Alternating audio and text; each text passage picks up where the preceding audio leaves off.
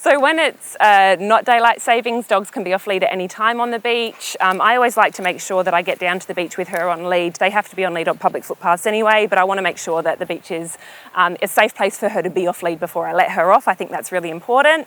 And then during daylight savings, they have to be on lead between 10 a.m. and 8 p.m. There's no exceptions to that rule, as you know, but it is really important that you adhere to that. They can be off lead before 10 or after 8, but again, they've got to be under effective control.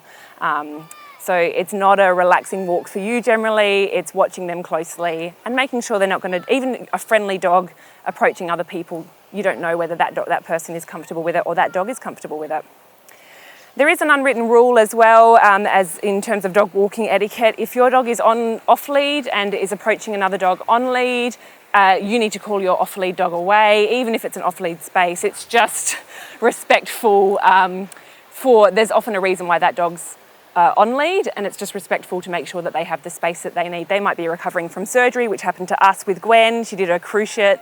We wanted to get her out and walk her still, but we didn't want people letting their dogs run up and jump all over her. So it could be a shy dog, could be fearful, could be in training. There's lots of reasons why dogs might be on lead. They still deserve to get out. It's really important to call your off-lead dog away if that's the case. It's a beautiful, nice, cool water here. Lovely day. It's quite warm, so it's really nice for dogs to be able to get their feet wet. Dogs don't sweat the same way that humans do, so it is really handy for them to be able to get water on their paw pads and to be able to drink a lot, even if it's not a hot day, if it's full sun and the sun is warm, especially for those brachycephalic breeds. So that's dogs that have the dome heads and the very short noses, your pugs, your boxers, your bulldogs. They really struggle in the heat because dogs regulate their temperature through panting and their airways are already compromised. So it's really, really important that they have a good cool down, even if it's not a hot day but the sun is out, or you get them out first thing in the morning. Good girl. And I'm just watching her closely here because we've got some birds over there and I really don't want her chasing those birds. We do have endangered hooded plovers on the beach. We've got the red-capped plovers as well.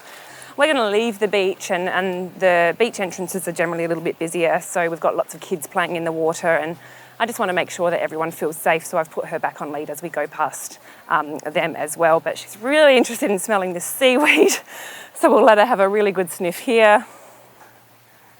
Good girl. You're such a good girl. Even if Gwen's not watching me, I really like to talk to her and let her know how good she's being. It's just about relationship building. Often we're the fun police. We don't let them chew and bark and dig and chase and destroy things. So it's really nice for us to be associated with the fun that they're having too. I like to, if she's off lead and playing, I like to let her know how good she is. What's there, Gwen? And be a part of it as much as I can be. I love watching dogs sniff because often they'll go past a scent, they'll catch it in the wind and then they have to go back to track it. It's so nice. They can tell where the scent's coming from based on which nostril it hits first, which I think is absolutely incredible. We have no idea the amount of information they can get from the air and how they're smelling or how tiring it is for them. I just can't even fathom it. This way, Gwen. Good girl.